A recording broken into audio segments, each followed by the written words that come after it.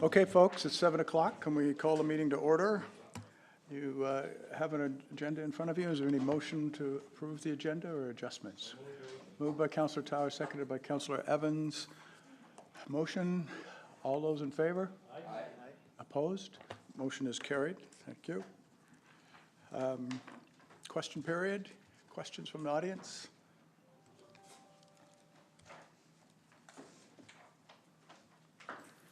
Mayor, Council, Sharon Hicks. I need to review a few points before I can get to my question for tonight. Now, so a lot of this information I've sent to councillors just in the past few days. So the first point, I recently found out the drive-through ban from 2001 was never meant to be a long-term solution. It was a short-term measure to allow time to determine how to promote further development in highway commercial areas without the traffic congestion, etc., which happened at exit 504. So that original intent became lost over the years somehow, and the ban still remains 16 years later. Point 2, a year ago, when the council voted on whether to amend the bylaw and reinstate drive-throughs for highway commercial areas, there were 2 reports prepared by the Planning Commission.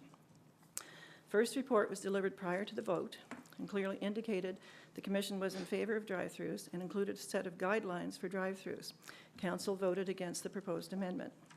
The second report was delivered after Council had voted, contained explanations of the intent of the first report, speculating that Council may have misinterpreted the information, which could have affected their vote. It's also stated that because of that possibility, the issue could have been taken back to the Planning Commission without requiring further or new information and without having to wait for a year. That point seems to have been ignored by Council, and the 1-year wait period was imposed.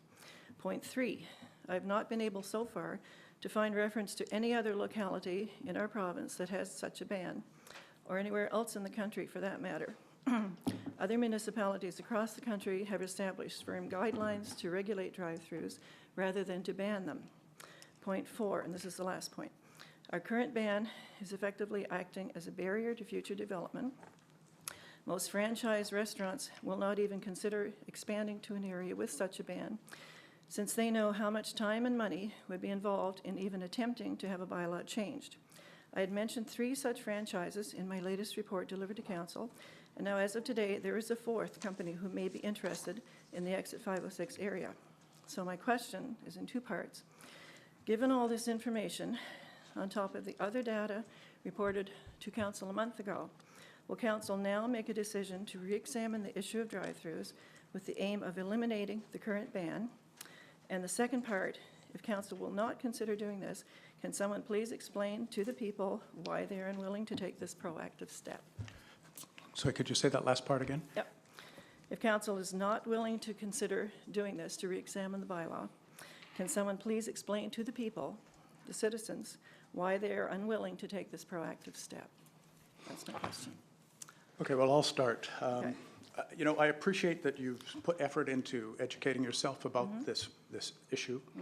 And last time when you presented it as new information, and you actually asked Council if they didn't have this, that were they voting on a whim, which I found quite offensive, actually. And Well, I actually didn't call it a whim. It was, yeah.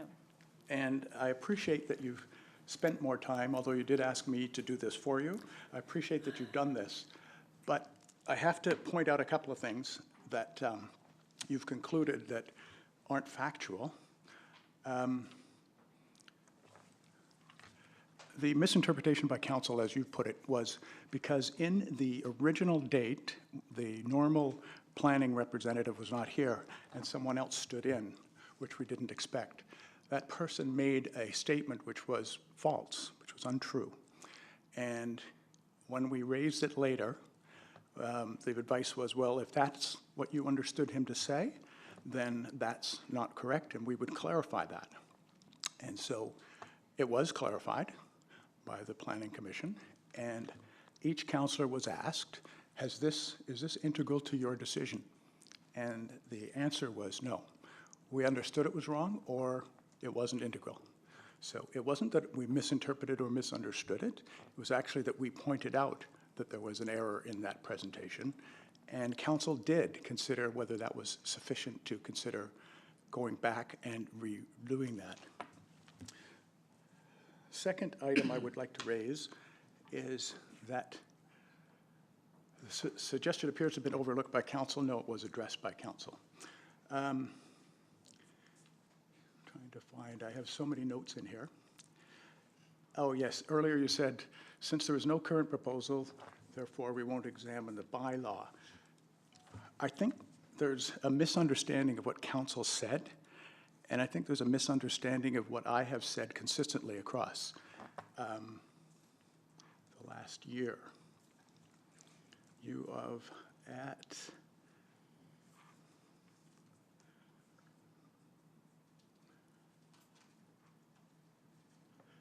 trying to find exactly where you had suggested.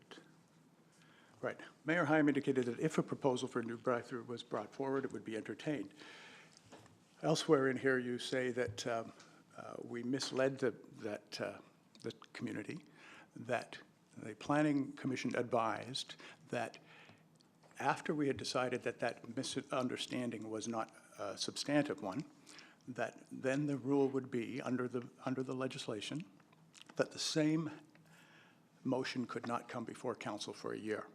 However, we consistently heard from planning, and I said it several times here, and said it personally to the proponent, that if they brought forward a proposal that was significantly different in some way, it could proceed. And as you noticed, I have consistently said that. I said if we didn't have a proposal for a drive-through in the past, we had a proposal for a zoning change. And you've challenged me that last time. You've challenged it a couple of times.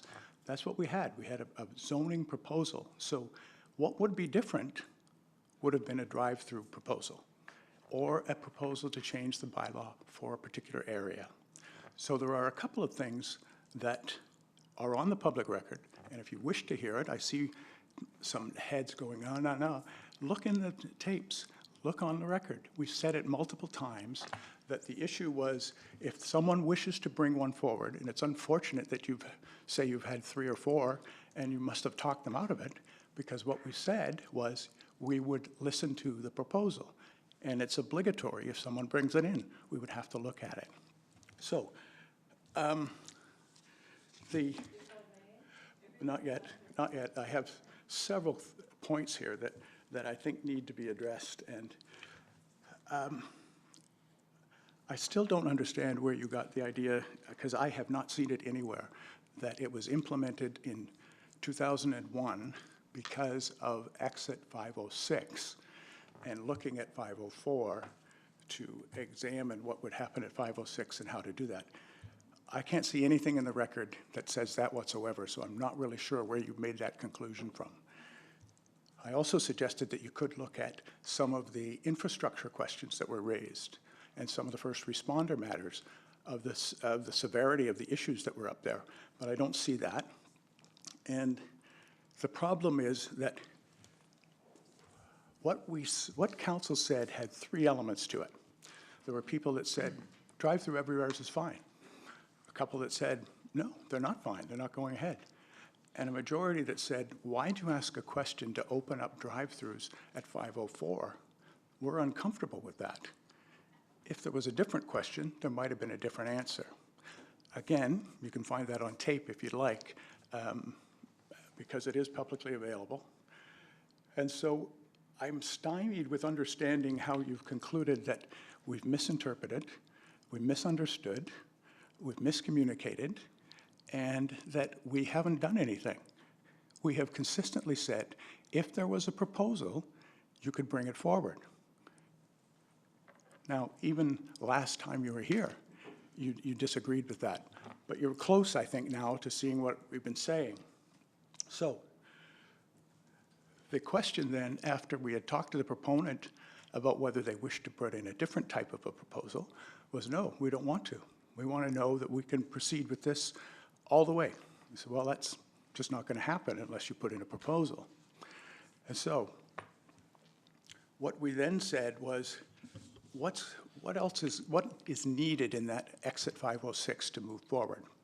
And when we started to examine it, what we were seeing were eerie similarities between what had happened in 504, how the infrastructure was set up, how the roads were misaligned, where there was no left turn lanes, roads that come in on an angle, bends without any pedestrian crossings, that there was a lot of questions about how this could develop properly.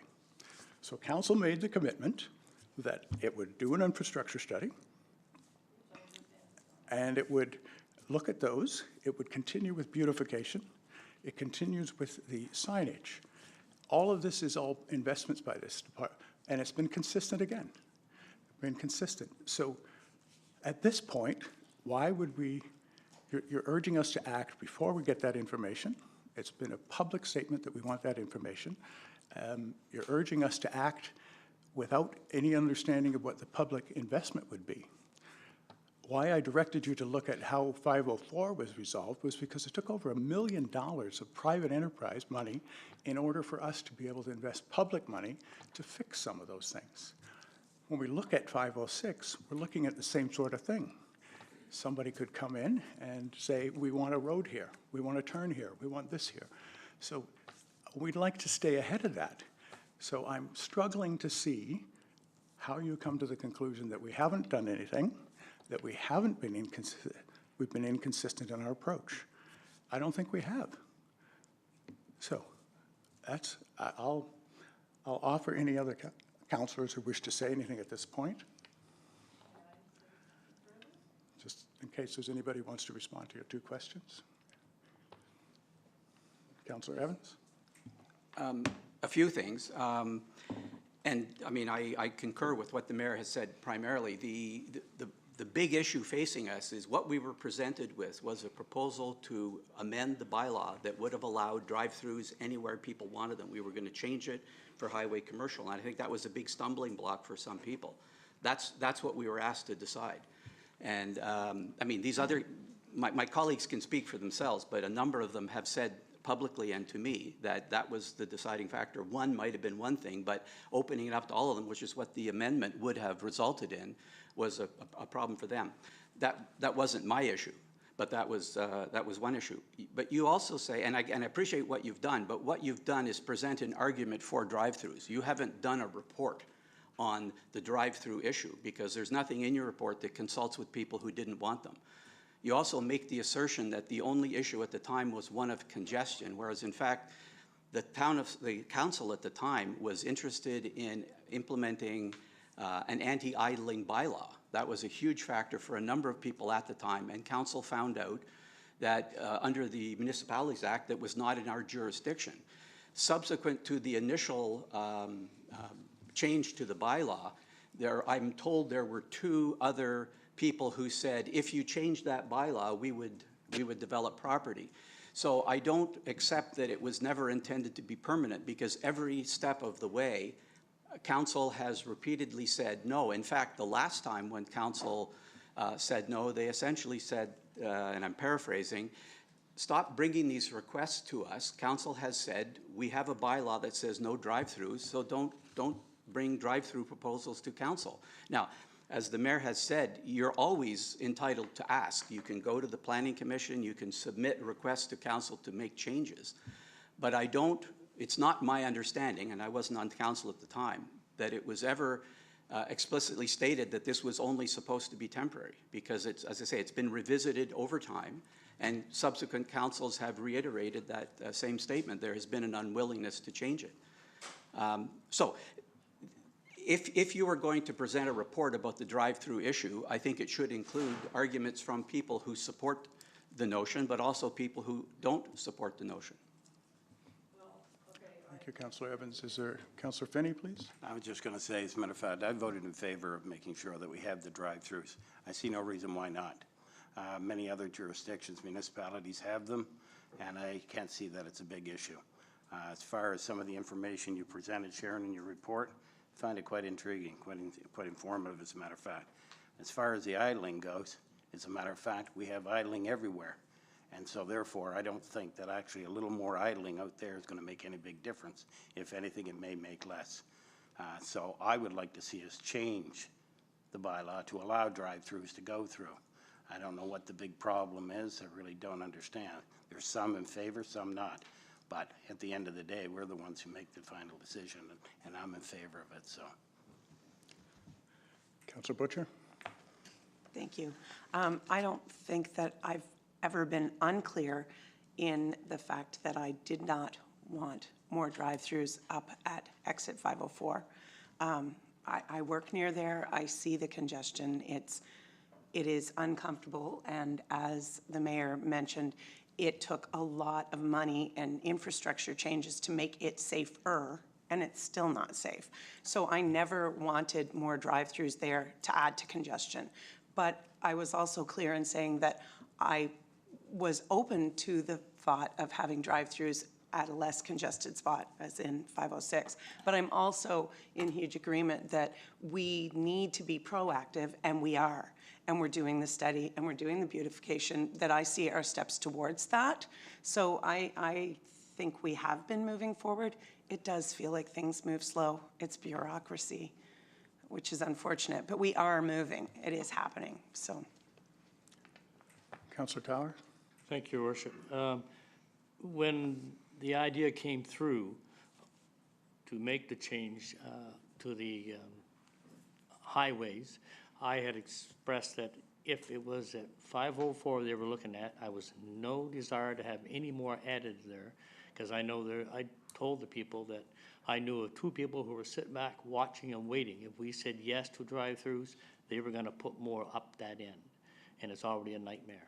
I was also clear as saying that when you put it forward, make sure you're only talking about 506.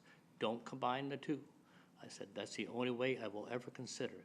So I told her that when she goes to planning commission, that's what she's got to state. We're talking about 506 only. And it didn't come through that way. Councillor O'Neill? Thank you, Your Worship. I agree with Councillor Finney. I think back we were the 2 that voted in favor of that when the presentation was made. And I also agree with Councillor Tower. It should really be addressed to 506, not everywhere's in town and so on. But I just hate to see us walk away. I know we're working on it, and it seems, I guess, that it's really slow coming to fruition or whatever, but to think that we're turning down businesses coming to this town just upsets me terribly. We need every bit that we can get, and if we can do it on that end of town, I'm sure all for it. Thank you. Okay. The anti-idling issue has been studied numerous locations across the country. They've actually measured emissions at restaurants with drive-throughs compared to the same restaurants without drive-throughs. What they're finding almost unanimously is that there's either no difference or there's less emissions from the drive-throughs than there are from the cars who are driving around the parking lot looking for a space to park and then turning the engines back on again when they come out. Anyway, this is the reports that I'm finding online. I'm not gathering this information personally. I'm passing along reports that I'm finding that other people have done. As far as drive-throughs springing up everywhere, if you lift that ban, that would be remedied by having a solid list of requirements that a business would have to meet in order to qualify for a drive-through, such as the size of the lot, the amount of space required for the queue lines, the location of the queue lines being away from pedestrian traffic going into the restaurant. There's a whole list of things that you could incorporate. So you're concerned about them coming up everywhere would not be a problem. Each application would be judged based on those guidelines. And let me see. Okay, the issue last year was about one business. This is no longer about one business. This is just general information that I've gathered from numerous sources, not just from one business. I'm not representing any business or anything. It's strictly, why are we the only location that has a drive-through?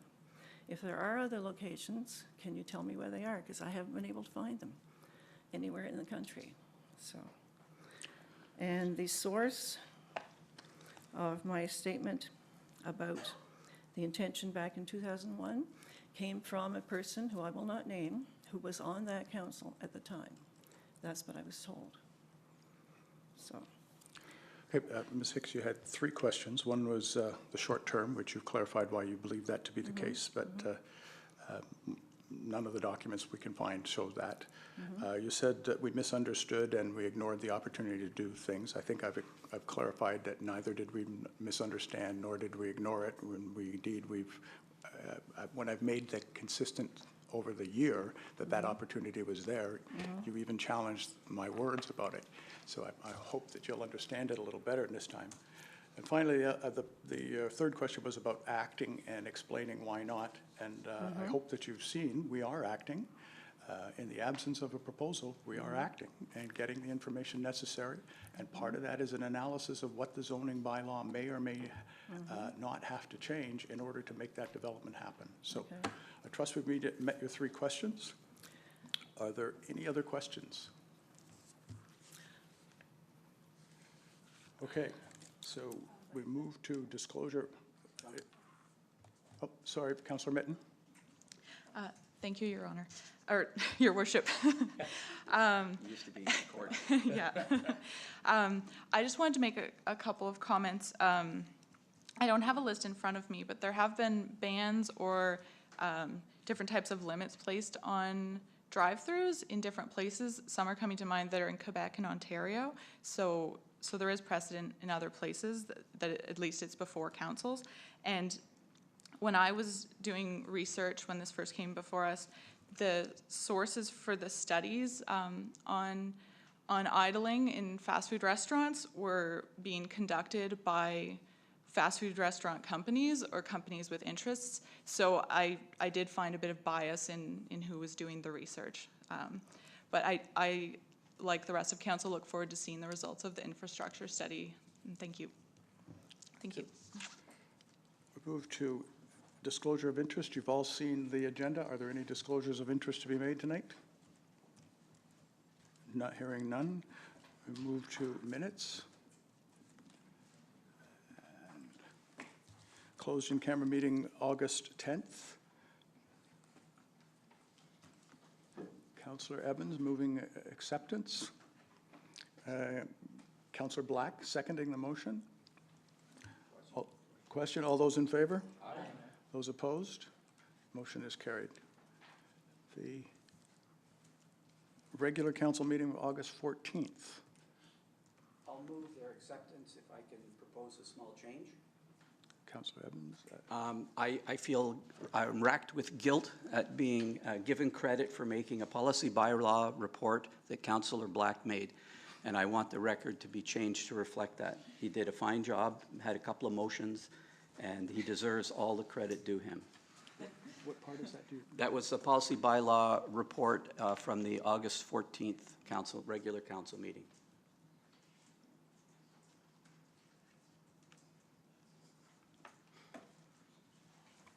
You find that? Okay, so motion with a minor adjustment of the change of councillors referenced. Motion is made by Councillor Evans, seconded by Deputy Mayor Aiken. Question? Those in favor? Aye. Those opposed? Motion is carried. Meetings of, in-camera meeting of September 5th, sorry. Page 13. Moved by Councillor Mitten, seconded by Councillor Butcher. All those in favor? Aye. Opposed? Motion is carried. Page 14, the minutes of council on September 5th. Moved by Deputy Mayor Aiken, seconded by Councillor Tower. Question? Those in favor? Aye. Those opposed? Motion is carried. And lastly, on page 17, in-camera meeting of the same date of September 5th. Moved by Councillor Butcher, seconded by Councillor Evans. All those in favor? Aye. Contrary minded? Motion is carried. Thank you. Business arising from the minutes. I don't believe we have any to note. Southeast Regional Services. The board met last month, and it was focused solely on a draft budget for next fiscal year. The core services are pretty well at a flat, same rate as last year, same price as last year, which is something we had suggested that the board should be cognizant of the revenues for their members this year. The only increases were in new services or implementation of ones that had been dealt with throughout the year. So as you heard in discussion, regional recreation was one of those items, and regional trails and trail council were the other two, both of which had very small budgets, which I think we were okay with. Deputy Mayor Aiken and I were fine with that.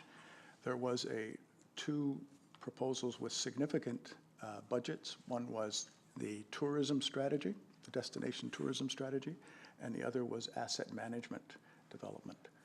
And as we are proceeding with asset management here, I indicated that we probably would not participate in that service because it's an opt-in, opt-out, but that the tourism one, I would like to see at least half a budget or start at the end of the tourist season as a logical way to implement it. It seemed as well, not only does it save money this year, it focuses on the types of things that are necessary to make that a success early, which is reaching out to the industry, setting up allies, identifying potential and places to go after money, and working on delivery mechanisms and considering the type of vision you want. So the strategic plan and all those documents that you really need before you can really get going anyway. So that was our logic. There were others that felt that it should go all the way, and so we will, our staff will be invited up to look at this week, and then there will be a budget proposed to each member's council, to each governing entity for reply, and it'll either be addressed in the technical level or it'll be addressed by council when they consider how they want to respond to that budget. Okay? Any questions for me? Councillor Evan? Yeah. You talked about the process, and one of their challenges is you are there representing the interest of the region, not the town. And yet, in this case, you are to bring back the draft budget implications to council for ratification? I mean, we will choose whether to pay our fees or not, but we'll get a kick at the can? Is that what you said? Yes, you will. Oh, You will. good. Council has to endorse it. It's not the mayor that endorses Yeah, it. The council, as members, will have to endorse the budget or say, yes, we're prepared to do that. Good, because previously, the Regional Service Commission board could authorize stuff that would become policy. Well, Right. that's not how it was explained. And that's not how this is happening, and that's good news. Yeah. I just want to, as a sometime critic of regional service commissions, this is good. Okay. Good. Any other questions? No? We'll move to planning. So I've included the August report. During the month of August, 2 building permits were issued. One was for the construction of a new single-family dwelling. The other was just a simple fence request. This brings our total permits to date to 26 permits at a construction value of 11.3 million, or almost 11.4. Comparable to last year, there was slightly more permits issued. However, the value was significantly lower at approximately 2.6 million. Again, just to explain that difference, it's mainly institutional permits that were received this year, as well as last year we had only received 2 permits for new dwellings, and at this time of the year, and to date we've received 4 and issued 4 permits for new dwellings. During the month of August, the Planning Review and Adjustment Committee did not have any applications before it regarding Sackville. And other projects that were worked on during the month included several consultation projects over property inquiries, as well as land for public purposes review and subdivision agreement review as well. And we did touch on as well the exit 506 review. So. Questions of planning? Councillor Evans?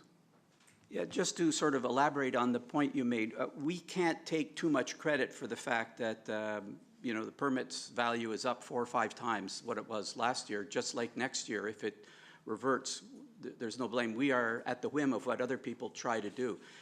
It would be useful, because we do the year-to-year comparison. That was a request, I think, from Council Pass, and it's useful, but because of the vagaries that are not the result of actions by us, this just happens, and it's an interesting point, but you know, what happens next year is up to other people. I mean, I'm looking at you, but I'm making a statement, I guess. That is correct. One of the important things for us to note is that this is construction value, so that would affect your tax base in the long run, because it will, obviously, it means that you have had $11.9 million of additional construction added to your tax base in the. One would hope that the assessed value would go up correspondingly, wouldn't one? Was that a question?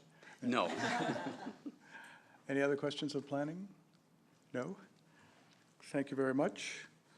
We move on to reports. Oh, sorry, proclamation. Many of you would have driven by the rink in the last few weeks, and once again, there's a search for basketball coaches, hockey coaches, et cetera, and that the volunteer coaches are really integral to the sports system, the recreation system, the development of youth, and so I'm pleased to bring forward today a proclamation. I, Mayor John Hyam, proclaim the week of September 23 to 30, 2017, as National Coaches Week in the town of Sackville, and encourage residents in the town of Sackville to raise awareness of National Coaches Week by saying, "Thank you, Coach."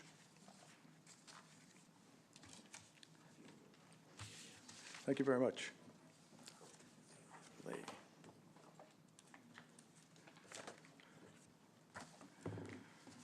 We moved to Mayor's report. Before I get into some details, there has been a letter in the Tribune that I feel it was asked for a response. I'm going to give a bit of a response to that letter at the moment. And then I'll go through some of the other activities that have occurred in the last month or so. The letter to the editor outlines a personal theory about where we were heading, and the author was troubled by his theory about where we might be heading, and asked us to respond to why we should justify why we were heading towards what he was suggesting we were heading towards. So obviously the author starts from a false premise. So the premise is that we're either seeking a change to unfreeze the assessment, or we're seeking to raise property taxes. I can tell you the only thing that I have said to staff is you better not bring a budget that requires increased revenue beyond what we have from last year. And I've told the finance liaison councillors, get in early and make it happen. That's what we've been dealt with. That's what we'll address. So there has been no such movement whatsoever. So we start from a false premise, but there are many other items that we have to address as we walk through it.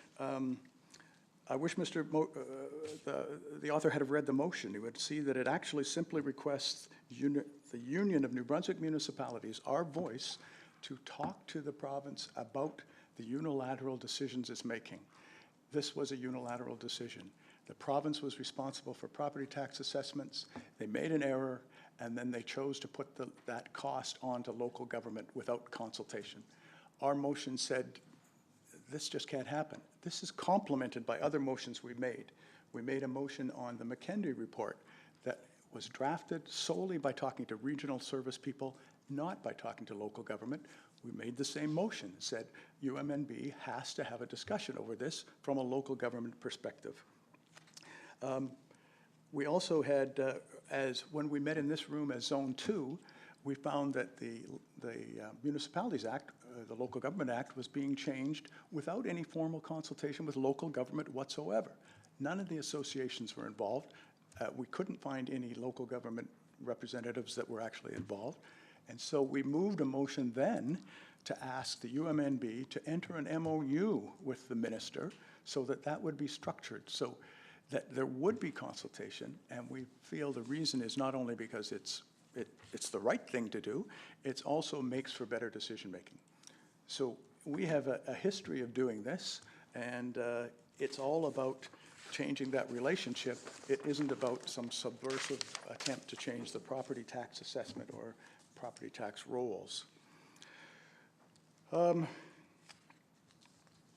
I also note that if you've been watching the news, that last Thursday and Friday, last Thursday, the three mayors of the three largest cities used almost exactly the same words that we did, trying to set up another alliance to try to get the province to consult with them on matters.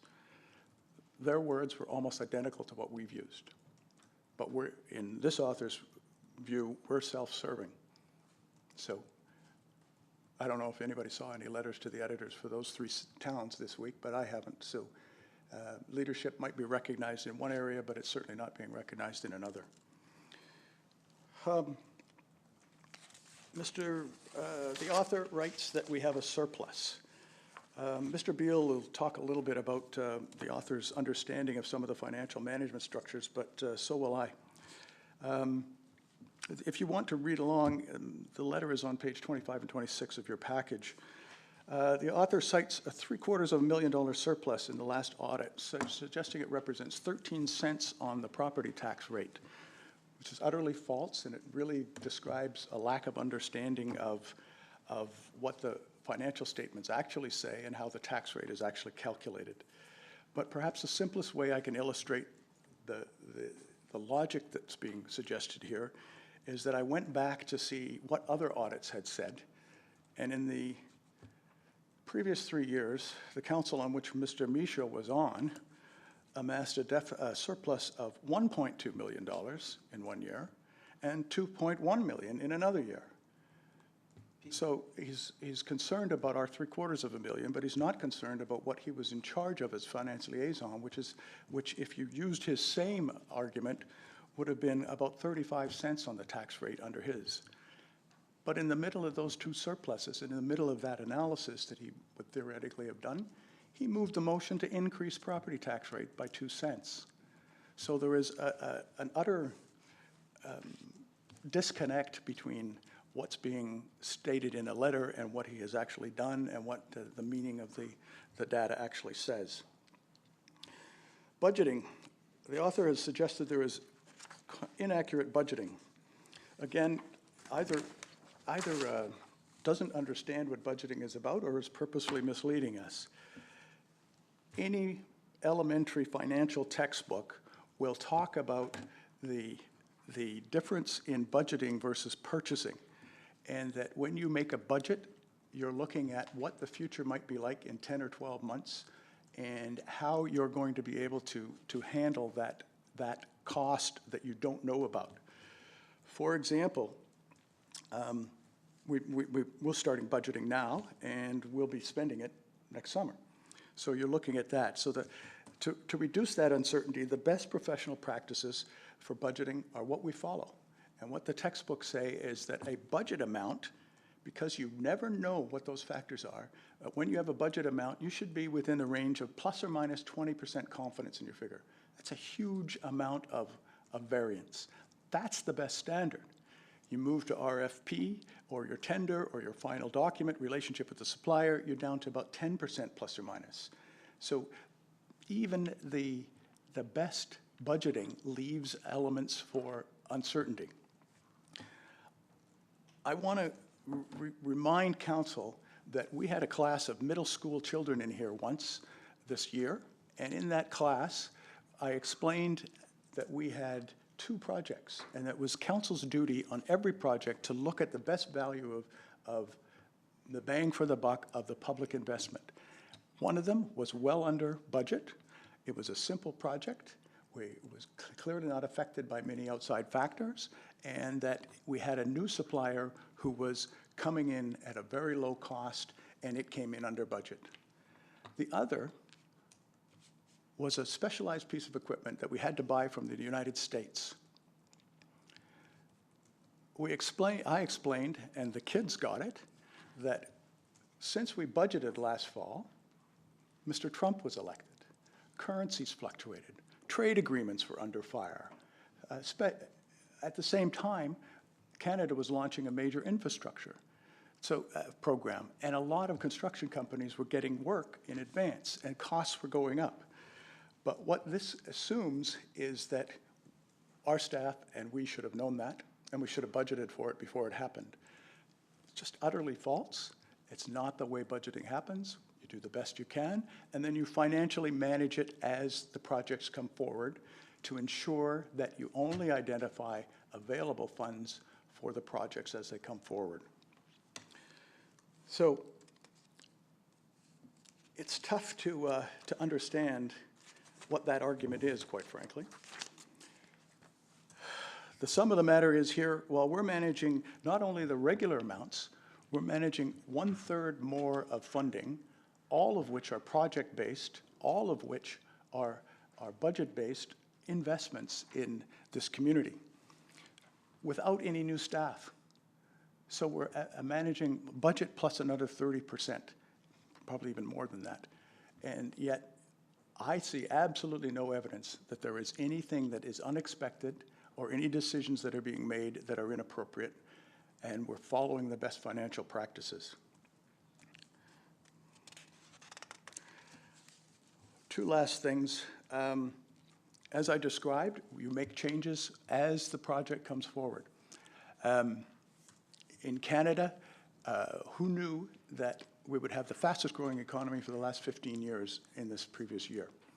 And that construction has taken off in certain areas and supplies have gone up, et cetera. Well, we did find that in the storage building, that the prices of certain elements of the storage building had increased more than we'd anticipated. So we looked to see whether there was a way to achieve some of the objectives of that project or not. And what the author of the letter seems to have not heard was that staff said it was essential that the valuable equipment that's being stored outside stop being stored outside. The building without a concrete floor would achieve that. That if it wasn't built this year, the price next year would undoubtedly be higher. Again, saves money for the town. And that the suggestion from staff, and as the author noted, that we have surpluses at the year end, that there are savings from other budgets that are under cost that could be applied to this before the fiscal year end. But it's council's responsibility to only approve what's identified funding. So we have a building that will serve the most required, hiding the equipment from winter weather one more time.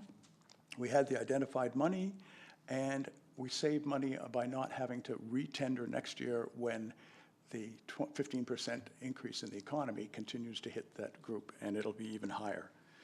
So all of these were publicly available facts. All of them would have saved the town money, and it's a responsible decision to make. I have no qualm with what we did there. We spoke about Exit 506, and in this case, the criticism is that we shouldn't have stuck to the budget. We should have done something else. And I've already noted that we have funded an infrastructure study. We funded beautification to what we had committed to do.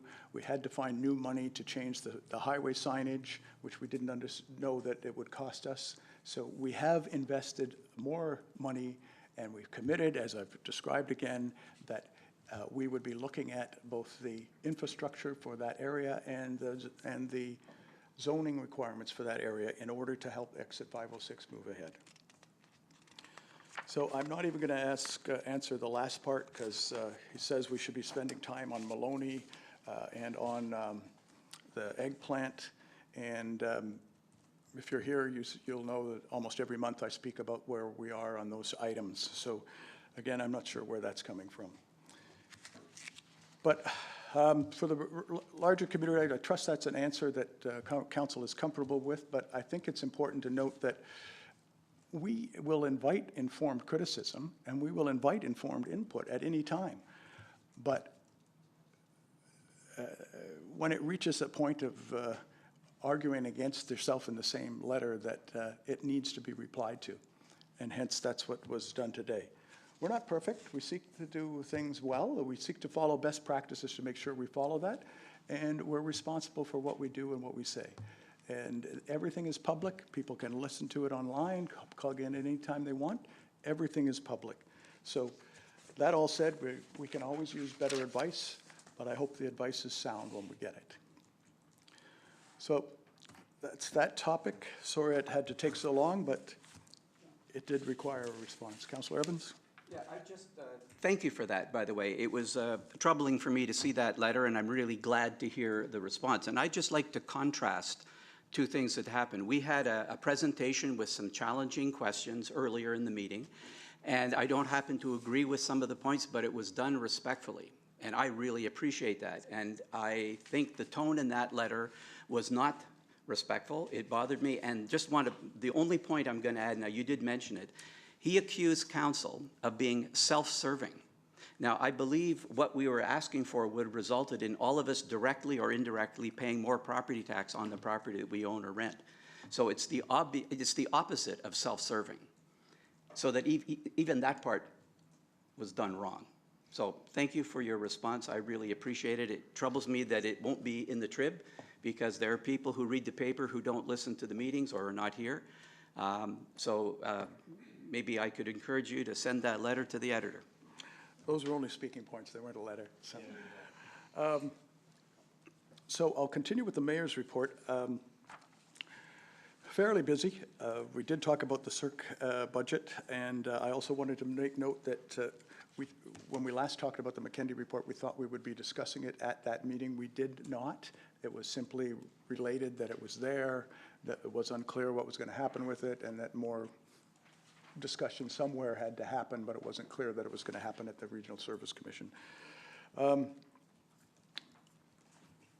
Myself, the CAO, and the treasurer went to the municipal meeting with the RCMP on the municipal agreements with the other municipal agreement holders. It was a very good meeting. I mentioned in the discussion that the RCMP in particular flagged our treasurer as somebody who brought well thought out arguments to the table, and that they'd been forced to deal with some of the things that he had provided, and they appreciate that. Generally speaking, I think there is still going to be an increase in costs from the RCMP this coming year. I wasn't clear. Maybe Mr. Beal can mention how much that is. We don't really know for sure, I think. I met with Kim Mead of Mount Allison, and the result of I asked if I could confirm that she had some mandate that included community relations, and she said, in essence, that's being defined now. And tomorrow morning, we'll be meeting with the executive of the Mount Allison to talk about where the town is at and what types of things it's doing, to see whether there are opportunities that we can move on with, if that's feasible.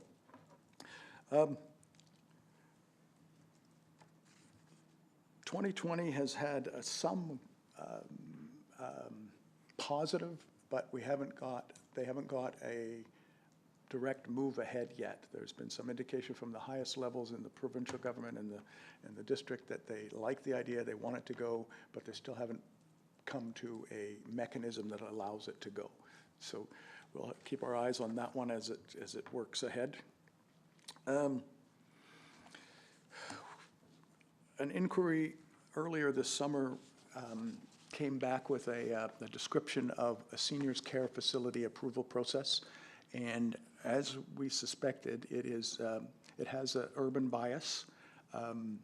It seeks to document people who are eligible for it and where they live or where they should be living, which is cities. And the contracts are thus based on this statistical analysis that says, well, we need more here in Moncton, we need more here in Miramichi, et cetera. So we may want to consider, with the demands we've heard for more seniors facilities and care here, some form, we're going to have to break this structure if we want to do that. So we may want to consider whether we want to take this up or not. I went to Startup Canada Awards with Julia from the Commons last week. It was the awards for Atlantic regional entrepreneurs that had begun as startups at some point. There were a couple of businesses that had started not long ago, who now are making over $50 million a year from St. John's and from Fredericton. And so there were those inspiring types of stories. And as well, at that place, 6 new startup awards were announced, of which we are one, and the Commons is the holder of that. So the Commons will now be tapped into this national entrepreneurship development resource set that we can now start to implement here in terms of changing the base of business in the face of it here. So really pleased with that. Also met, frankly, I also should note that I did meet the mayor of Fredericton that night, and we did talk about their consultation woes, and it was a very interesting conversation. And I also met the mayor of Miramichi, because Miramichi was also one of the startup communities. So it was a good little bit of a networking as well as an announcement of new assets for the town. Did meet Mount A student leadership as well, and as part of the relationship with Mount Allison, I did attend the International Students Welcome, commencement, the off-campus mixer, and the orientation banquet as well, all in about a pace of about 7 or 8 days. So it was a busy week getting that done. As part of us addressing a reduced revenue last year, I've indicated before that I've been looking to talk with nonprofits about where they might be going and whether they might be interested in working with us to leverage funds from whatever sources they're available to get. So I did again meet with EOS recently and went through that types of projects that they might be interested in and whether they would like to coordinate, and so they're now looking at a board level of whether that's where that's going. Made remarks at Chalk Art. Many of you were there. Maloney, I can't get into details, but we had meetings and conference calls, and I myself went through the old plant to understand it a little bit better. We'll have a bit more follow-up this week on a couple of items, but it's certainly busy. It's certainly interesting. We're certainly pushing to see if we can get that to work. So you will recall in one of our discussions that I asked the CPO if there were nonprofits that might be interested in working with him on some of the youth programming. And I did put the golf club, thought that would be a great opportunity for them. They've been in touch with them, and the churches are getting together to discuss what role they might play in terms of some of the youth questions that the CPO has. So they both seem pleased with that.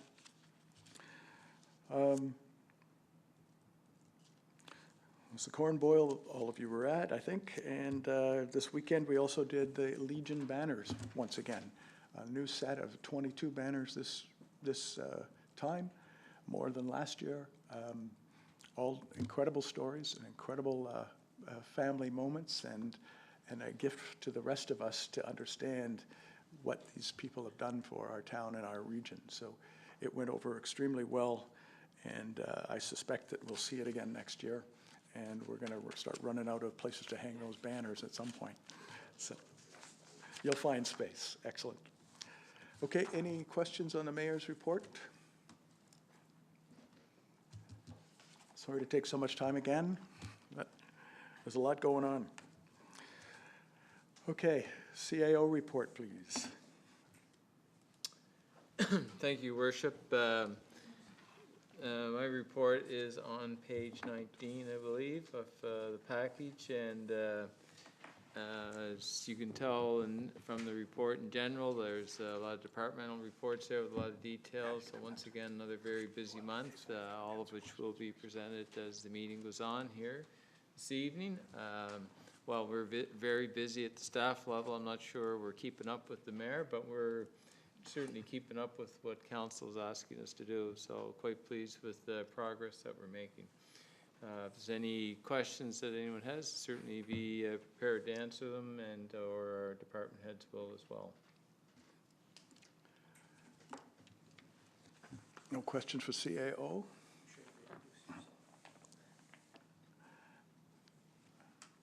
Okay, so we'll move to Finance and Admin report. Deputy Mayor Aiken. Thank you, Worship. The details of the bills and payroll appear on pages 21 and 22. And I would move that council accept the bills and payrolls for the month of August 2017 as follows.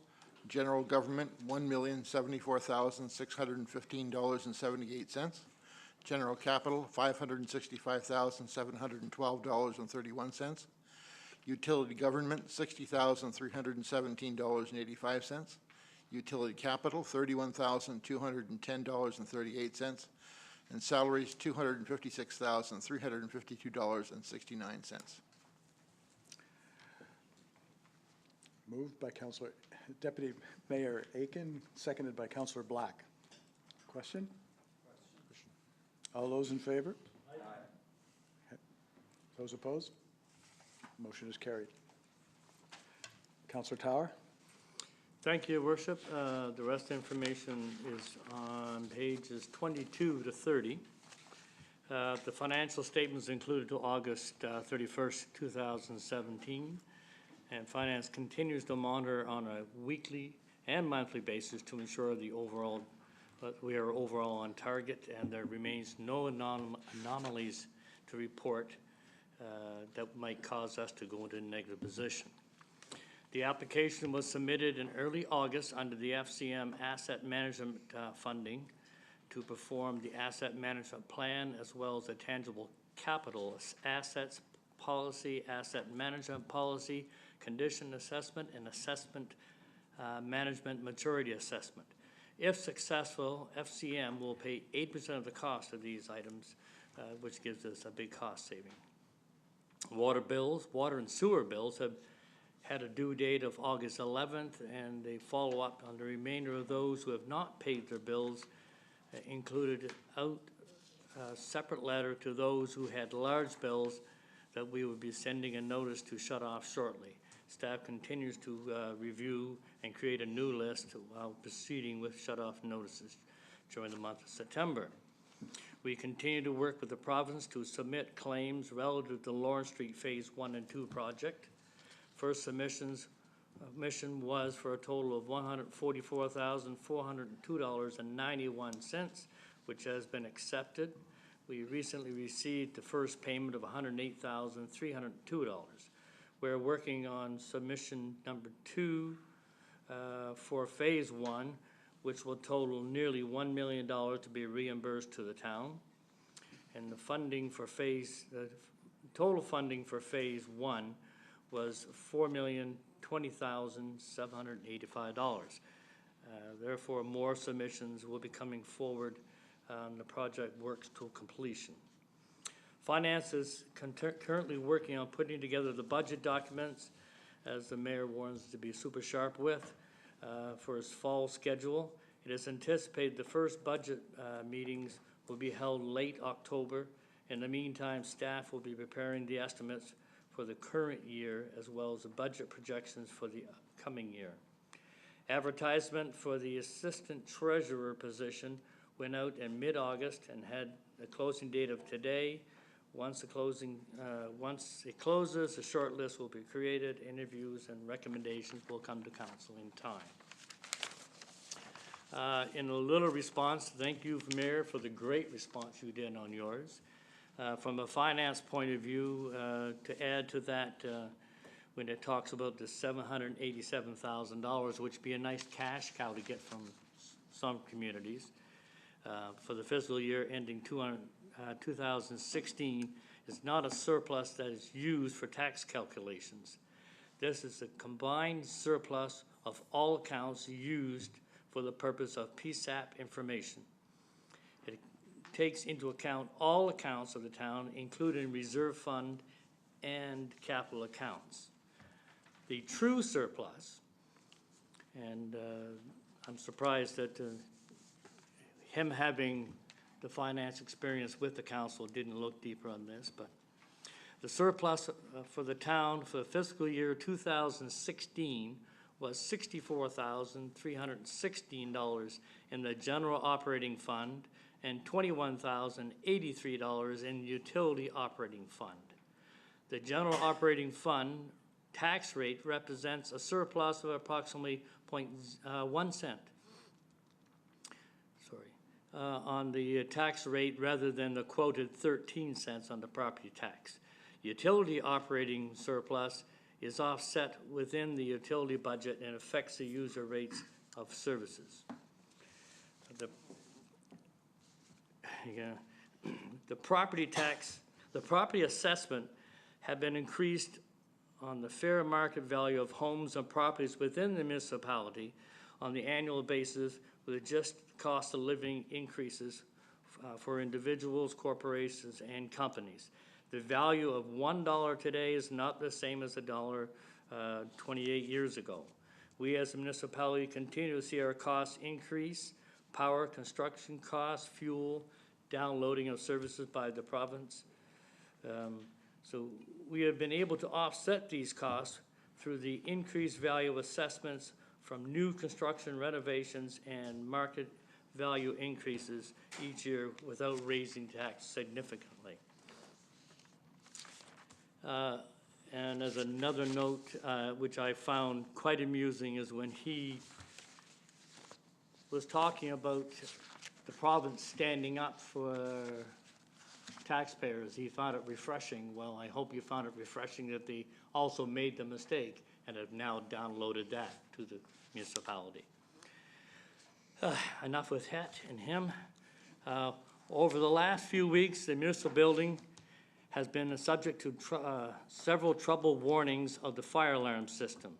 And they have found the cause of this to be in advanced multi-criteria detectors during the construction of the building. One part of these sensors was the carbon monoxide has a 6-year replacement cycle. Replacing these detectors with the exactly same system was going to cost us approximately $14,000, and then we would of course have to budget for $14,000 in 6 years' time. And it baffles me that they wouldn't all have the same unlimited, but beside that. So with follow-up with the fire marshal's office, these types of detectors are not a building code requirement. Given that we already have a carbon monoxide monitoring system that is in the required areas of the building, and it is recommended that we replace the detectors with the standard heat and smoke detectors at a cost of only $6,286.07 plus HST. These will never need to be replaced unless there is a wear out, of course. So there will be a motion coming on that. And Olton's college student bylaw officers will be finishing up their items during September. We have enjoyed having all these students working with us during the summer, and we wish the best as they graduate into a further career. And the animal bylaw information is on page 31 and 32. If there's any questions? Any questions of Councillor Tower? Hearing none. Okay, I do have a motion. I move that council authorize the purchase and installation of 38 smoke heat detectors for the Town Hall Emergency Building Services Facility from Ultra Alarm Services in the amount of $6,286.07 plus HST. Moved by Councillor Tower, seconded by Councillor Evans. Do you want any supplement? Everybody's good? No? Question? Those in favor? Aye. Those opposed? Motion is carried. Thank you, Councillor Tower. Deputy Mayor Aiken, we move on to Tourism and Business Development. Councillor Mitten. Thank you, Your Worship. The Tourism and Business Development Liaison Group met on August 31st, and you'll find the notes starting on page 33 of the packet. We continue to work on the highway sign image update, and we were unable to have the advisory group get together in August due to scheduling, but we'll be meeting in September. Our first ever kite experience day, which included a kite making workshop, a short play for Canada 150 Plus, and Flying Opportunities was held August 25th and 26th. And it was very successful with about 50 people attending. In 2017, in August, there were 816 visitors at the Visitor Information Center, which is up slightly from 782 in 2016. Currently, staff is collecting data from local merchants and tourism operators to see how the numbers were over the month, but so far it looks like that data shows that there is a slight increase generally overall, and staff will update council once additional numbers have been obtained. Traffic to our website has increased significantly from the May to August period this year over last year, and the stats are as follows. The festivals and events page is up 15%. The residential services page is up 120%. The waterfowl park page is up 85%. Explore Sackville page is up 110%, and Getting Here is up 60%. So it's great to see the traffic has increased. Let's see. We are looking at doing a tourism and business development strategic plan this fall using the CBDC, some funding through them to partially offset the cost, and details will be provided as they become available. Preparations for the Canada 150 Plus play are continuing, and performances will be held November 4th and 5th, so you can save the date now. Staff met with people who are looking to start up a Sackville Newcomers Association. So this is growing out of the work of the Sackville Refugee Coalition. The group will be sort of transforming and looking to attract people who want to move to Sackville, and they would help them settle here. So we'll continue to assist them and give you updates as they become available. Staff met with Mount Allison's Advancement Office to discuss this year's Mansbridge Summit, which is the final one.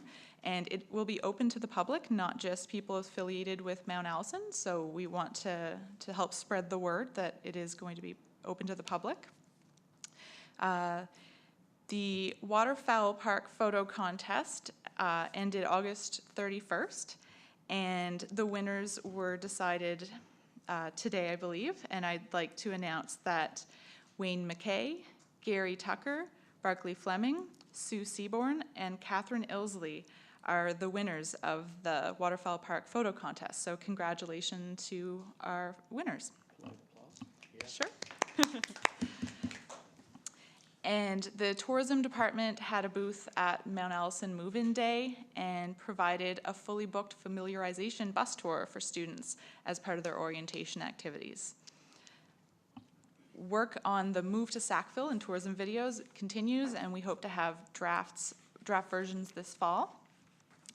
And finally, the Sackville Waterfowl Park was featured prominently in the early summer edition of Saltscapes magazine, and the photography was beautiful, and I'd encourage anyone who can to take a look. It really was a nice feature of one of Sackville's gems. And that's my report. Thank you. Thank you, Councillor Midney. Councillor Black, questions? Yeah, I just had a couple of things. The percentages for the website was pretty great to see. Like, the increase is really nice, but are there any other metrics that can be looked at for website usage? Like what they're clicking on, numbers based on previous years? Is there anything other than just a percentage increase on website? Is there more that we can see? Thank you, Councillor Black. Certainly, there's a lot of data available from our webmaster. So if we, I guess, had some requests for specific information, we could definitely find out from him, and I'm sure that we'd be able to provide some numbers. Yeah. And the other thing, sorry. The other thing is the bus tour for the students. How did that go over? Where did the bus go? What did they see? What do you have any other information on that? Sure. I can send you the whole itinerary if you'd like, but basically they went around the town. They went out to Fort Beausejour and then out to Silver Lake and the Carriage Factory and They saw the Bolton House and the Sackville Commons and the hospital. So some places where they wouldn't be able to get to by themselves probably, or that they might also want to access once they settle in. We find a lot of students in the later years say they've never been to the different places around town. So it went over really well, and I think they really appreciated it. And then we ended up, we dropped them off for the final stop at Fog Forest Gallery. So they were right downtown, and left them there, and they had a tour of Fog Forest. So. Councillor Butcher, please. Thank you. I'm just wondering if the photographs, the winning photographs, are going to be posted, or how can we see them? I want to see them. No, we're just going to keep them in. No, thank you, Councillor Butcher. No, we're definitely going to put them online, and we'll put them on Facebook and Twitter and everywhere we can. So, thank you. Councillor O'Neill, please. Thank you, Your Worship. I just noticed in the report that the Canada 150 Plus play performances will be held on November 4th and 5th. And it's just that the Legion is planning on their third annual dinner to honor their veterans, and that includes spouses, fire department, dignitaries, and so on. So I just wondered whether it would affect the people that might be attending the play, or your numbers that might be taking. Just. Thank you, Councillor O'Neill. We don't have our dates or our locations set in stone yet, so I'm really glad you brought that up, and we'll definitely look at it and see if we can't coordinate things so we don't interfere with the time that they're doing that, because we wouldn't want to compete for sure. So thank you. Councillor Mitten. Thank you. I'd like to follow up on some of the questions. I met a student yesterday who said at one point during her first year, someone came to her with a bit of a medical emergency, and she didn't even know there was a hospital in Sackville. So it's really great that students are getting the chance to go on a bus tour and see important places and touristy places. And I wanted to add, in terms of the website, that staff is using some different URLs in order to track the effectiveness of different promotional materials to see what people are clicking on. So it's an added metric to evaluate how effective the promotional material is. So I just wanted to add that. Thank you. No other questions? Thank you very much. We'll move on to public properties and facilities. Councillor Tower, is that you? Thank you, Your Worship. The information is on page 36 to 38. The Public Works Department have completed the majority of the work on the addition of to the back of the steel, storage building at Public Works. It included the wood structure, the steel roof, siding, and concrete slab. There's still some minor things to be taken care of, but they'll be performed over the next several weeks. Public Works continues to work with a few of the deficiencies with regarding the crossing of crosswalks, directional arrows, parking, handicap parking markings, etc.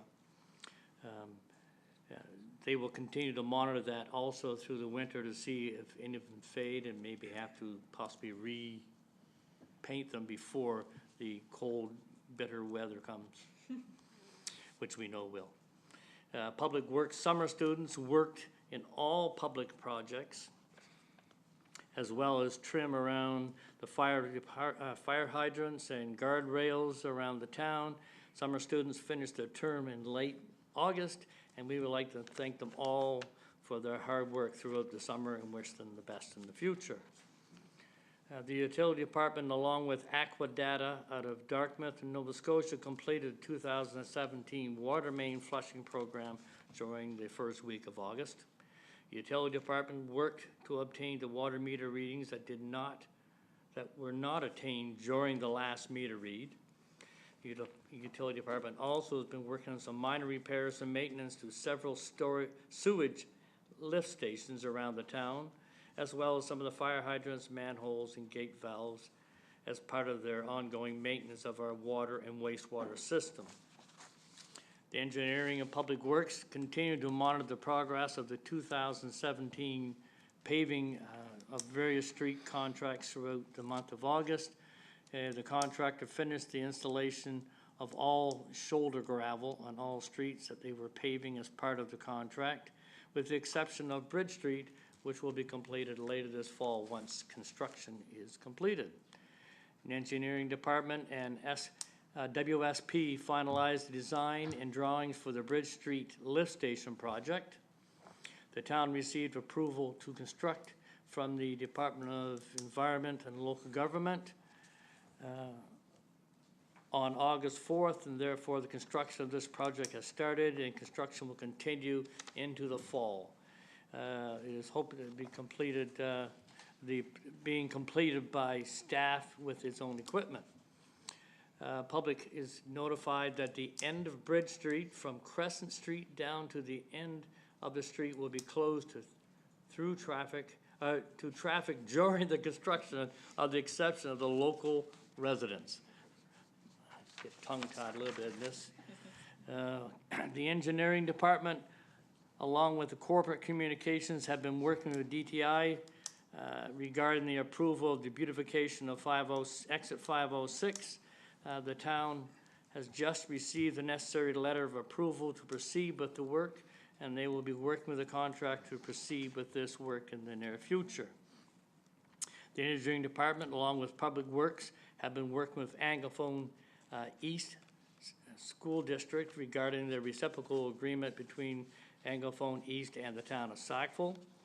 The engineering and Public Works department continue to evaluate crosswalks around the town and are looking to provide a presentation to council regarding crosswalks at a future council meeting in order to address a few specific requests from the public regarding additional crosswalks around the town.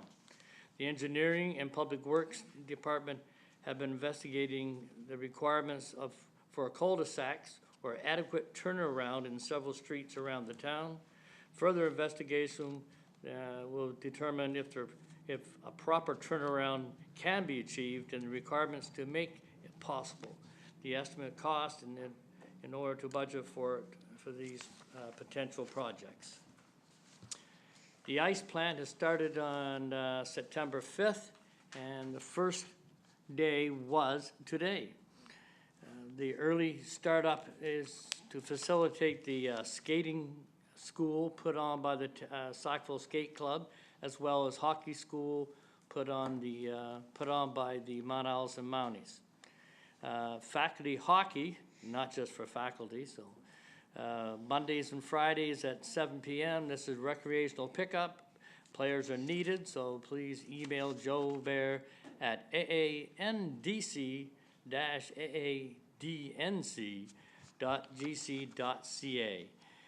The RFP 2017-15 Canteen and Bar Services was closed on July 31st. There was one submission received by Jeff Ayre, and Jeff has experience in restaurant business as the former owner-operator of Jack's Pizza in Sackville. There will be a motion coming on that. The Civic Center activities are ramping up along with a great season. We are hoping for several events such as registration for football, hockey, the regular Rod and Gun Club meetings.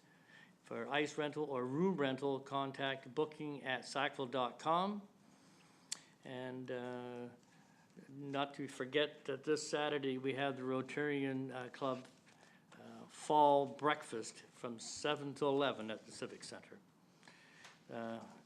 The staff will be out in the parks doing fall maintenance over the next for a couple days a week when scheduling permits. If the public have concerns about the park, please contact the Parks and Facilities Department at 364-4955 or bookings at sackville.com. As part of the Canada 150 grant, the staff have been working with the skate park equipment supplier in our region to supply and installation of a new half pipe from our existing skate park, for our existing skate park. The price of equipment have been obtained and provided to council for their review, and there will be a motion coming tonight. The staff have completed the work with the Anglophone Southeast, as mentioned earlier. that allows groups to use the school facilities for athletic and programming. There'll be a motion coming on that. The lake water is no longer being tested at Lilas Fawcett Park. Testing will resume in June of 2018. And the Bill Johnson Memorial Park washrooms are open. And do you have a date when they will no longer be open? Late October, yeah. Thank you. Any questions on the report? Councillor Black? It's always me. I just, the cul-de-sac, to the investigation into whether there should be turnarounds or in town, where does that come from? What's the need? Why the investigation? Thank you, Councillor Black.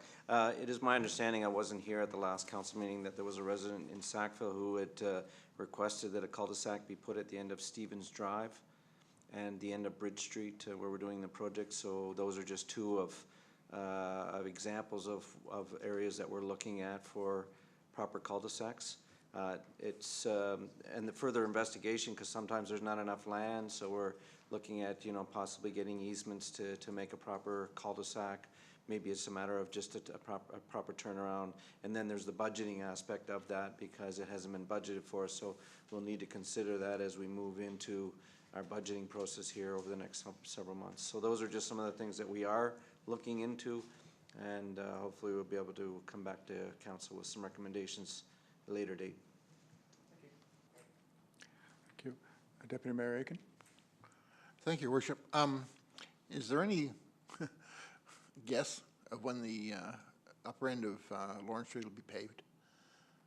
The reason I ask is I've had several questions from, talking to you the other day, from people in town, from businesses up and down Bridge about the problem with deliveries to the back of up Willow Lane. And it's getting several people cited as a bit of a safety issue with transport trucks and so on coming through the Save Easy parking lot. Thank you, Deputy Mayor. I can tell you that a little bit more tomorrow. I actually have our bi-weekly meeting tomorrow with the contractor and the consultant, and that's on the list of discussion items. I've asked that to the consultant, so we'll be looking for the contractor to determine if and when that will be paved. There is preparing for sidewalk right now. You'll see that the curb is in, at least down to Allison. They're preparing as we speak for sidewalk. The subcontractor will be back to pour that. Once that's done, we're hoping that at least they could put base asphalt down, at least up to Allison or maybe even St. James, which would be the first half. So that is what we're pushing for right now. Of course, that's relying on the subcontractor, which would be one of the paving contractors.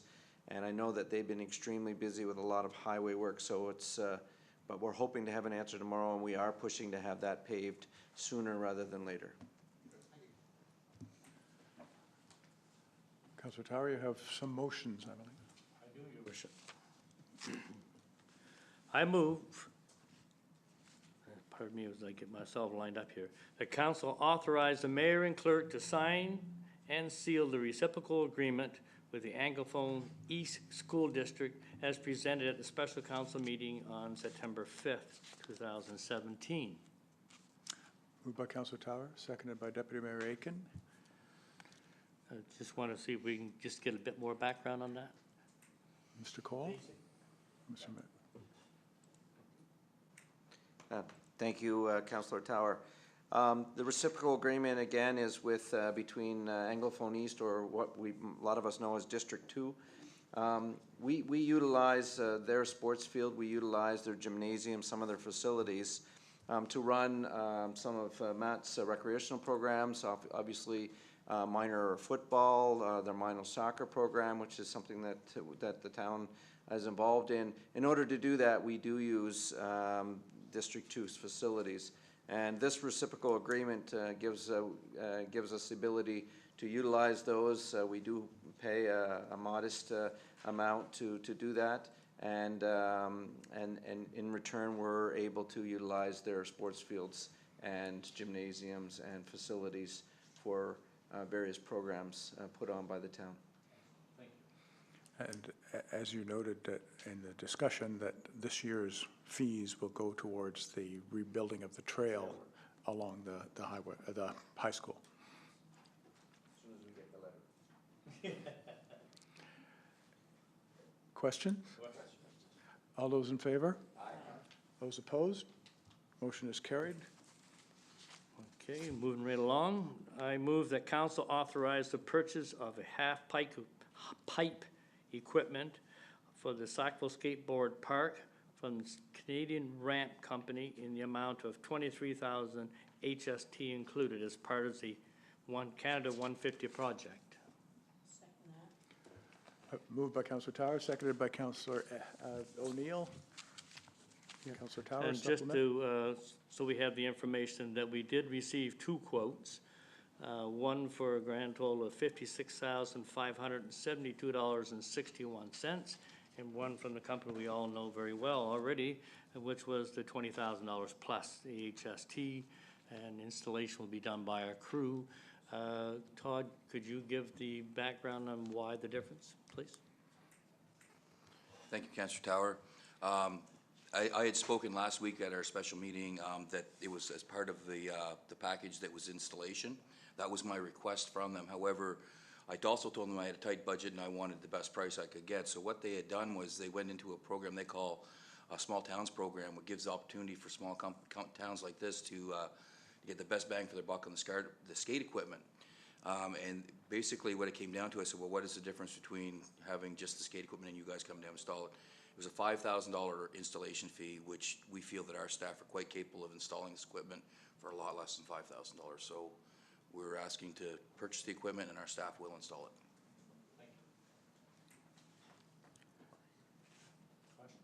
Question? All those in favor? Aye. Opposed? Motion is carried. Councillor Tower, you have another? I have one more, Your Worship. I move that council approve entering into a working agreement with 677181 NB Limited for the canteen bar services for the term of October 1st, 2017 till September 30th, 2018, and authorize the mayor and clerk to sign and seal the agreement. Moved by Councillor Tower, seconded by Councillor Mitten.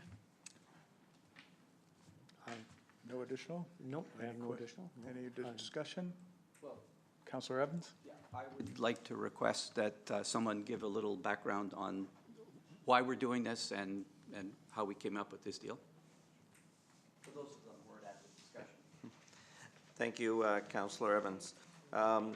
So the background was the canteen and bar services for the Civic Center is something that we evaluate on a yearly basis, and through staff. Staff looked at the service and decided to go out for RFP, which we did. I think it was early July. In doing so, we were only successful in getting one proposal. One RFP was submitted. And so we reviewed that proposal. We had some discussions with that company. They didn't quite understand what they were bidding on, but we've made it clear on what it was, and we negotiated with them and come up with an agreement for them to supply the services for the canteen for the 2017-2018 season. Any questions, folks? Any debate? Question? All those in favor? Aye. Those opposed? Motion is carried. That is all for me. Thank you. Move to recreation programs. Councillor Butcher? Thank you. So the minutes, we met on the 28th of August, and the minutes start on page 39. The Sackville Street Art Festival that was celebrating Canada's 150-plus years was a huge success. It's estimated that 3,000 people took in the festival and were treated to some amazing art and music. So 3,000, that is really amazing. Congratulations go out to Emma Hodge for coordinating such a great event. and a final report was submitted to Heritage Canada as part of the Canada 150 funding requirements. Our summer programs have wrapped up, and they were another big success, and we offered 30 different programs and events throughout the months of July and August, and there were over 2,500 participants. And we gave away 360 hot dogs at our end of summer barbecue and recognized 15 counselors in training, which is a really neat little program, I have to say. Pickleball is moving back inside today, and Trailblazers and Big Buddies are both scheduled to start again later this month. The summer students finished up work on September 1st, and we were lucky to have a great group this year, and we'd like to thank them all for their hard work. Reminder that community development grant applications are now available online for the 2018 granting year, and applications are due on October 15th of 2017.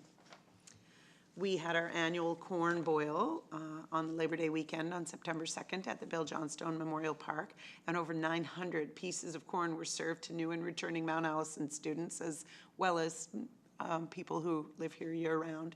And thank you goes out to the Rotary Club and members of the council for their support. We are starting up an Ultimate Frisbee League this fall, and it will take place on Sunday evenings, and interested individuals can find out more information at sackville.com. And the university is also starting an Ultimate Frisbee League, and they have 35 participants. And no, I lied about that, so sorry. Pardon me? Disc golf. Oh, it's the disc golf. It is too. I should have said that later in the report. And the disc golf would be what K.D. Lang did, yes, up at Beach Hill. I know. We're on the map. It must be a great course, huh? The public is invited to the Sackville Arts Wall induction ceremony that's taking place on October 1st. It will be at the Sackville United Church at 2 p.m. and the new Arts Wall display will be unveiled at that time. I know there's been a lot of buzz around town, people wondering what the black things are near the waterfowl park, so if anyone wants to know, it's Trump's Wall. They should come out then, because all will be explained. Fall Fair takes place this weekend, 14th to 17th, and this year there will be bubble soccer. Fireworks will take place at the high school. There will be performers Kenny James, Brian Mallory, ECMA nominees Wolf Castle and Red Sugar, and Juno nominee Colorado. And there will be a newly revamped Family Day at the Doncaster Farm. And the Pride Parade will be held on October 12th with speeches beginning at 5:30 at Mount Allison. There's a library report included. We had 134 children take place in the reading club, and that was the last program for the summer, so their programming is tied up as well. There was 1,026 people participating in the library's programs this summer, and they also had 8 young volunteers participating in the junior librarian program over the summer. Recently, a youth employment fund worker began work on a 6-month grant at the library, and next week, the library manager from Port Elgin will be joining the team here in Sackville. So that should allow for more flexibility and programming opportunities outside of the summer months. And that is the report. Councillor O'Neill. Thank you. On our fall fair, the 14th to the 17th, are listed the different things that are taking place. Didn't see the music jamboree listed there. That's on the 14th at the Civic Center, and it'll be featuring local talent. So. Featuring. Not just me. We have a whole list. There are other people who play ukulele? Very many, yes. Anyway, we invite all of you to come. It's going to be a great evening. And it is also a fundraiser for our hospital auxiliary. Thank you for that, Councillor O'Neill. Deputy Mayor Aiken. Thank you, Worship. I'd just like to add my congratulations to the people that organized the Chalk Festival. I've had several tens of people come up to me and say that something we have to keep going and keep doing. I know the funding is a bit of an issue, but I've heard good things about it, and I've asked several of the businesses up and down Bridge Street about if they had a little bump in business from that, and the majority said they did. So I think it's something we should, hopefully we can keep it going. Thank you, Deputy Mayor. Councillor Evans? Yeah, I just want to echo what Deputy Mayor just said. The chalk art, it was more than just the chalk art, though. The music was really impressive, and it was all day, just group after group, and we had some pretty impressive groups. I understand we got a significant amount of outside funding, so this is going to be a tough act to repeat. But when I came around my corner and walked down to it, there were 6 cars parked there, and 3 of them were from Nova Scotia, 1 was from Ontario, and 1 from New Brunswick. I mean, and I saw a lot of people who were from away. So people came here for the chalk art. I was blown away. So kudos. On that same, I got comments from parents who thought it was amazing that you could get their kids covered in chalk and then take them down to the splash pad.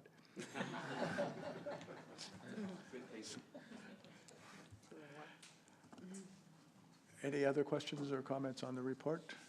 No? We'll move on, please, to public safety. Who's starting? Councillor O'Neill, are you starting? Yes, I will, thank you. The report for the fire department's on page 42. The fire and rescue responded to 10 calls for service in the month of August, included 4 commercial fire alarms, 4 motor vehicle collisions, 1 rubbish fire, and 1 call for assistance with the RCMP. Calls for service to date in 2017 are up 19 calls compared to the same time frame in 2016. The guys and gals keep busy training with ladder replacement, aerial operations, pump operations, station and equipment checks, as well as training with their rescue boat on Silver Lake. Currently, the department has 43 professional volunteer firefighters. Fire safety presentation was given to all Mount A University Dons and RAs on how to educate the students on the necessary procedures of fire drills and the use of fire extinguishers. Hopefully this time they'll know that they're supposed to get out when the alarm goes, right, Chief?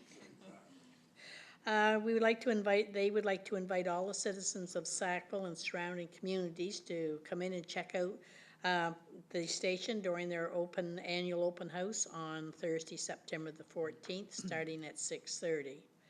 And he has also asked that we mark our calendars for October the 8th to the 14th for this year, as every second counts. Plan 2 ways to get out, which ties in with their fire prevention week. And a big thing I understand is their annual truck draw tickets are way down, and they're certainly hoping that people in our area and surrounding areas will come forth and really support their efforts that they put out on this promotion. And again, rubbish fires are strictly prohibited within the town limits. And he also reminds us about it being, having an emergency kit prepared to last 72 hours. And I think that's all I have, Your Worship, on that one. If there's anything else, maybe you'd address the chief. Any questions, comments? I think watching what's happened in Texas and Florida should give some pause to be prepared for 72 hours. Thank you. Okay, second portion to the report. Councillor Black. Thank you. The police report can be found on page 43, 44, and 45. The Sackville RCMP members saw another increase in August of 11% in calls, the majority of which were general assistance. Property crimes decreased significantly over the previous month. Police officers continue to conduct street checks and monitor repeat offenders. The Sackville detachment members have been preparing over the last month for the arrival of Mount A students as well as local students returning to school. Corporal Mac Donnell will be starting with Kodiak RCMP on October 3rd, and Sergeant Paul Gagnier will be returning to the Sackville detachment at that time. The CPO has been and will be very busy in the coming months with the return of students to local schools. There's been numerous requests for him to do presentations to community groups, and this will be continuing in the coming months. One thing to note that wasn't included in the report is that the RCMP sent one representative to the Legion and had him in full dress, which was greatly appreciated by the Legion members. The CPO report on page 44 and 45 is much the same as it is every month. It's always incredible what JF accomplishes. Of note, there were 7 positive tickets issued in the month of August. In the previous months, there'd been not that many issued. And for those who don't know what positive tickets are, they're given to people who are doing exceptionally great things in the community. Oftentimes, it's to youth, and they get some sort of a treat out of it. It could be a gift certificate or something along those lines. He's involved in various committees and continues to work very hard in those. He also has active adult and youth files. The active adult diversion files and youth files, and for those who don't know what diversion is, I'd been asked several times by people in the community how much the town is paying the youth to pick staples out of the telephone poles downtown.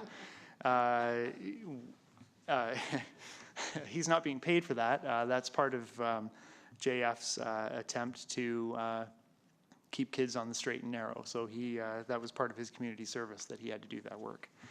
And he had a number of presentations and workshops as well. And I thought it was kind of interesting that there was a lot of the number 7 in his report. There were 7 issues, 7 positive tickets issued. He was in 7 different committees. There were 7 adult youth diversion files, and the number of presentations and workshops were 7 also for the month of August, which was kind of odd. But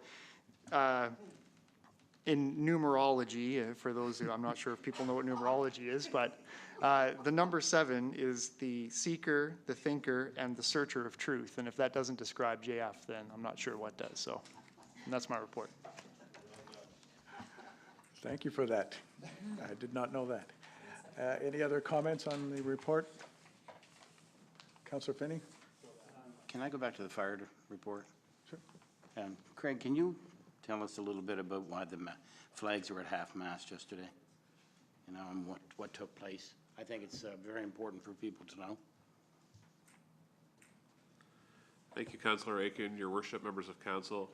The Minister of Public Safety, Ralph Goodale, has announced that September the 11th, 10th and 11th has been marked within the province of in New Brunswick and as well as in Canada to recognize the firefighters that have dedicated their lives in service to the province and to the country, and they've decided to recognize that with the lowering of the flag to recognize those men and women that have dedicated their lives to the service. Thank you for that. Thanks for asking. Okay. Any other comments on the public safety? No? Move on to policy bylaw. I get to give this one in. Councillor Evans? I have no report because policy bylaw did not meet. But the policies and bylaws will continue to be reviewed by staff, and we will deal with them at upcoming meetings. Let the record show Councillor Black read. Any questions on that? No? Okay, thank you, Councillor Evans. And move to personnel. I could do that one too. Okay, Councillor Evans. Yeah, there was no meeting. However, there's some prepared remarks, so I'll read those. As of the last pay period in August, there were 37 permanent employees, 1 temporary employee, I think that's it, and 36 summer staff. And then it goes on to say that the students have completed their summer hiring period with operations being handled by our regular workforce now. So we're a wonderful employer of youth in town. We get lots of good work out of them, and they get the work experience, so that's good stuff. And the assistant treasurer position has, as was noted in the financial report, was advertised, closed earlier this afternoon. The hiring committee will be reviewing the applications in the near future so as to have the position filled as soon as possible. questions? Hearing none, we'll move to corporate affairs, strategic development. Councillor Mitten. Thank you, Your Worship. My report will be a little longer than the ones from Councillor Evans. So the Corporate Affairs and Strategic Development Liaison Group met on August 28th, and you'll find the report starting on page 48 of the packet. Staff continue to assist the Engineering and Public Works Department on the Lawrence Street Stormwater Mitigation Project. Staff are assisting with the communication strategy along with the preparatory work for Phase 2. And I'd like to ask if Mr. Burke or Mr. Acton would like to give a little update at this point.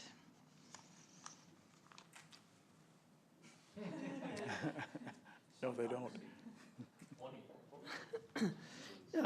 Thank you, Councillor Mitten. I guess we had indicated during our original public information session that we would provide a second update to residents. So I guess we're pleased to say that Phase 1 is going as planned and on track, and we've been putting, I guess every 3 weeks, we've been doing a general update, kind of in lay people's terms on the website, which we've been getting some positive feedback on.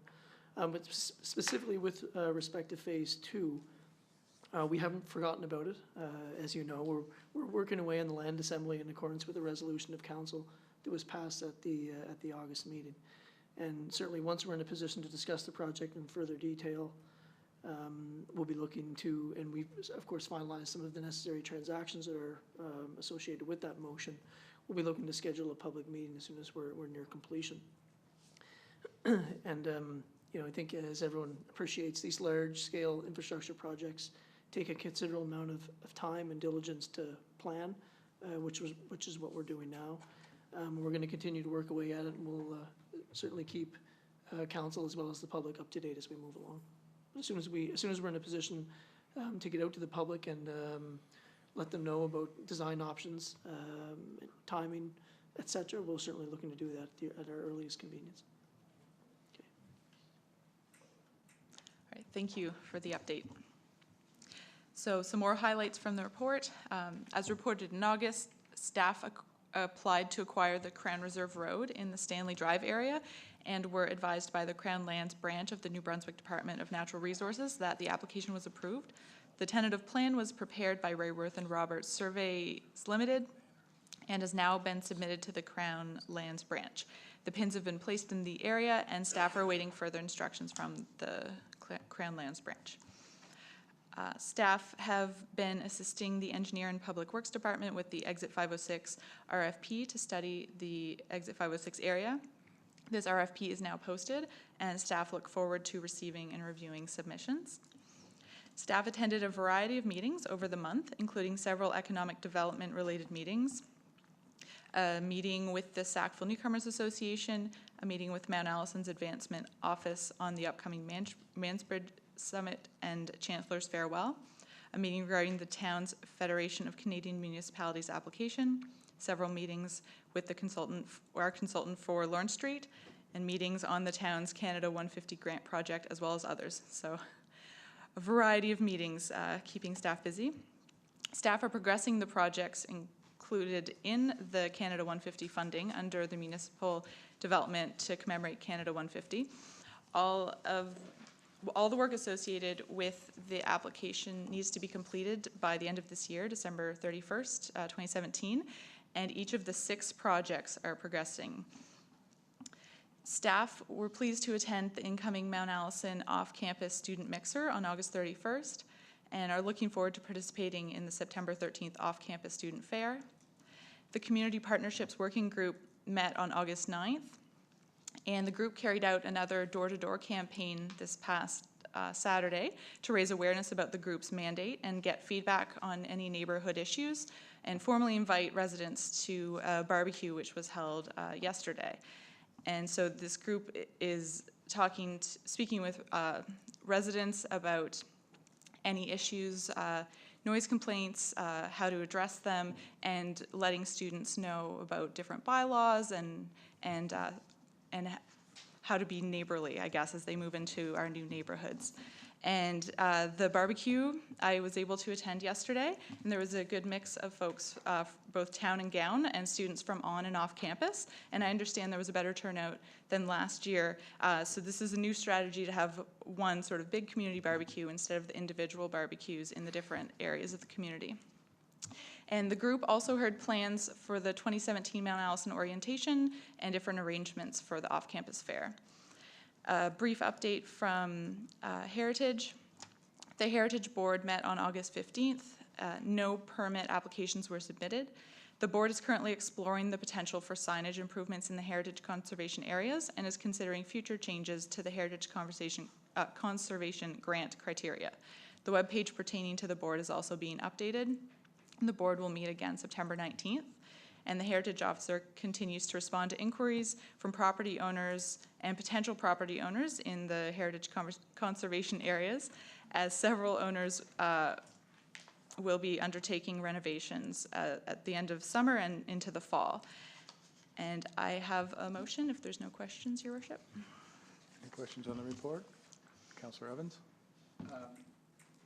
It was a good report, and my point is not very interesting, but I do want to make it. The Heritage Board meeting has been scheduled from the 19th to the 20th, subsequent to the report being written. So for those of you who want to come out. Thank you. That's good. Councillor Mitten? Thank you. Okay. The motion is that I move that Council authorize Councillor Alison Butcher to attend the 2017 Creative Cities Summit to be held in Halifax, Nova Scotia from October 18th to 20th, 2017, and report back to Council, and authorize all eligible expenses to be paid for this conference. Moved by Councillor Mitten. Caught Councillor Towers second first. Councillor Towers seconds a motion. Councillor Mitten, your supplement? Yes, actually, if I could get Mr. Burke to supplement and just give us a brief summary of the summit and Sackville's role there with public art, please. Thank you, Councillor Mitten. I guess this is what I think to be a really great opportunity for municipalities in Atlantic Canada. This is the first time, I believe, since 2007 that the event has been held in Atlantic Canada, last time being in Fredericton, I believe. So this is a really unique conference, which is focused mainly on arts, culture, as well as a bit of heritage, including festivals and events. And there is we've certainly undertaken some public art projects over the last several years, so a large portion of the agenda is centered around public art and its role in facilitating downtown development opportunities. So certainly lots of great content. So it's a great opportunity. Question? All those, Councillor Evans? Just on a personal note, I want to thank Councillor Butcher for going. I think it's really important that the town be represented, and I'm glad she's going to do it. Thank you. Thank you. Question? All those in favor? Aye. Contrary minded? Motion is passed. Thank you. Thank you, Councillor Mitten.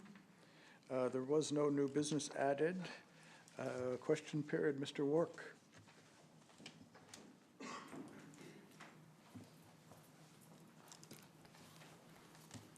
I have a question about the letter that you dealt with, and it's a technical one. It has to do with the surplus. As I understand it, that surplus of $787,000 isn't really a real surplus, but includes everything, including, if I'm right, the valuation of capital equipment and capital assets, those kinds of things. Am I right there? You are. I'm going to ask Mr. Beal to be a little more technical than I would, but you are correct. It is a combination of the surpluses of all of the accounts. It is not the combination of the surplus that's available for a surplus that has to be transferred to 2 years hence. Mr. Beal? Correct. That is a surplus associated with the Public Sector Accounting Board financial statement reporting only. It does take into account depreciation and other aspects that are not taken into account for the purpose of tax base. For the purpose of tax base, we still operate the old way, which is cash flow. So for the purpose of tax base, interest and principal payments are still calculated in how we calculate our tax base, not depreciation. So it takes into account a number of things that do not figure into how the tax base is calculated and what the true surplus is, which was noted in the finance department's report of 63,000 for general and around 21,000 for utility. And what do the initials PSAB stand for? Public Sector Accounting Board. That is a standard that is how municipalities have to create their financial statements, have to manage their books, how to report. It is a group of chartered accountants that review the standards, Public Sector Accounting Board standards, on an annual basis every few years to make recommendations on changes on how municipalities across Canada should be reporting when it comes to accounting standards. Thank you. I have a question or two on the drive-through issue.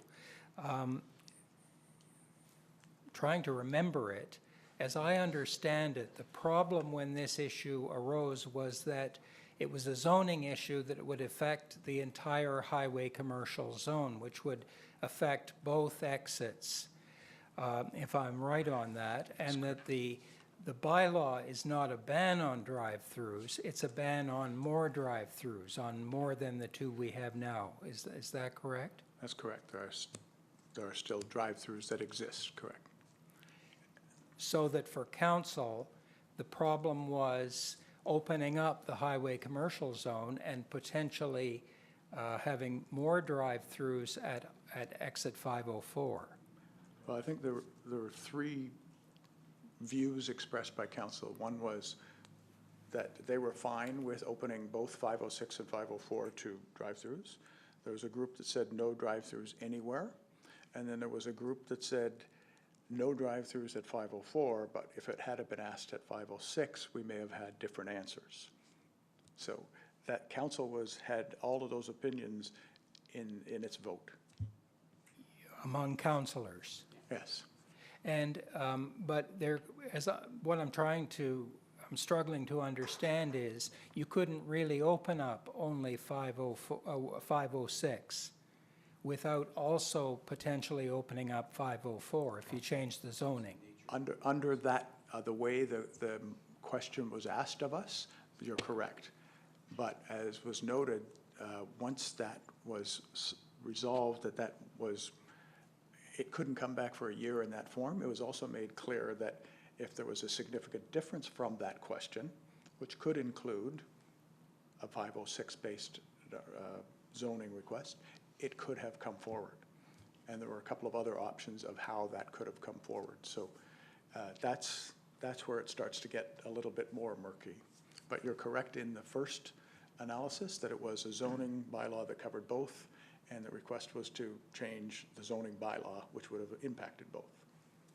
So it would be possible for someone to come forward with a proposal for 504 and have it entertained by council? Or 506, sorry. I mean 506. Well, they can put 504 and we can choose to entertain it too. I mean, Yes, you're correct that that was what we had said, was that we could not entertain the same question for a year, but there are other questions that could be asked, and if they did, then it would come to council. And then council would look at that particular question and the facts that are presented for that. Okay, thank you. There was also a request one time for a drive-through at the subway, the Irving. We refused it because we felt it was congested up there, the roadways and stuff. So we decided against that at that time. You remember, Mike, when we did that? Yeah. So, I mean, the bylaw could be changed so that actually we could have strict guidelines as to where and how they should be put in place. And, you know, there are some things that we could do, because we did refuse them. And we just felt that actually it was just not the right place. There was just too much congestion up there. Questions from the audience?